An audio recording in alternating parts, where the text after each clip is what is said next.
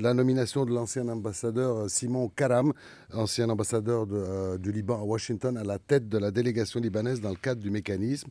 C'est une décision historique du président de la République de nommer un civil afin de discuter avec les Israéliens. Est-ce que c'est un premier pas vers des négociations qui peuvent mener vers la paix?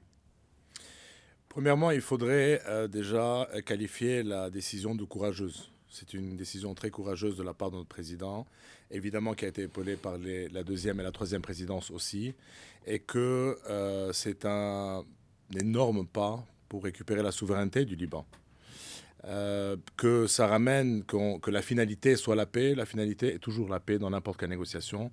Mais le principal, c'est de négocier aujourd'hui. Le principal, c'est de commencer des négociations, que ce soit des négociations pour pouvoir arriver à récupérer, de se battre pour les intérêts du Liban. C'est ça le point principal.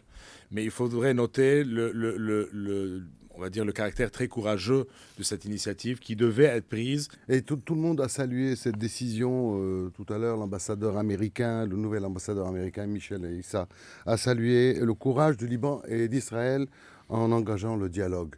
Donc, tout concourt vers peut-être quelque chose de positif très bientôt.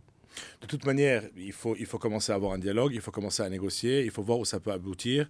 Après, tout est aux négociations et de voir qui négocie dans les négociations où on peut aboutir. Et puis après, de faire un jugement par rapport au déroulement des négociations. Mais le départ est toujours par rapport à des négociations.